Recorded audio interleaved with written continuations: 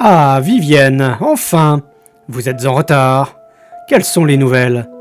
Seigneur, je rentre tout juste de la côte. Les Borduriens continuent d'affluer. Des navires branlants accostent chaque jour. Ils sont remplis à ras-bord de pauvres gens qui ont tout laissé derrière eux. Je suis sûr que certaines de ces embarcations de fortune disparaissent purement et simplement lors de la traversée. Ce n'est pas notre affaire, des navires étrangers qui coulent. C'est moins d'afflux de ces miséreux chez nous. Bien sûr, mais malgré ces naufrages, ils sont toujours plus nombreux à se masser au pied de nos murailles. Nous estimons que le camp en abrite plus de 2000 maintenant, et les autres cités unies ne prennent toujours pas leur part. Notre camp déborde, il est totalement insalubre.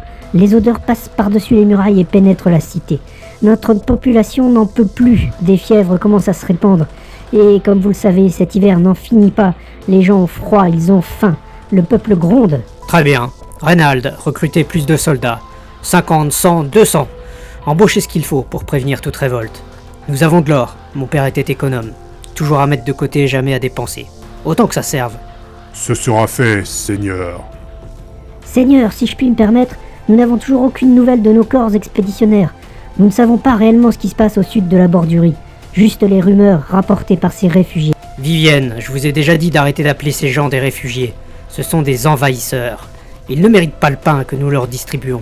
Certes, mais ils ne quittent pas leur village ou leur caravane par pur plaisir. Ils fuient. Ils fuient cet hiver interminable, mais aussi les pillards et cette étrange menace dont ils parlent. Cette tornade qui emporterait tout sur son passage. Si elle était réelle et qu'elle remontait vers le nord. Et c'est sans compter les mines d'Abyssine. La main-d'œuvre va finir par manquer s'ils partent tous. Et si l'approvisionnement était coupé? Nous verrons ça en temps et en heure. Pour le moment, il faut faire preuve de fermeté dans le camp et en ville. Je compte sur vous, Reynald. Vivienne, de votre côté, allez à Ormire, Viflo et Ombrelac, et faites en sorte qu'ils prennent leur part. C'est intolérable que nous devions supporter toute la misère du Sud. Et avant de partir, tâchez de rassembler un nouveau corps expéditionnaire. Des volontaires cette fois, des gens du peuple. Offrez une belle prime, avec seulement une petite partie de la somme payée d'avance. Ça devrait les inciter à revenir. Allez, vous pouvez disposer.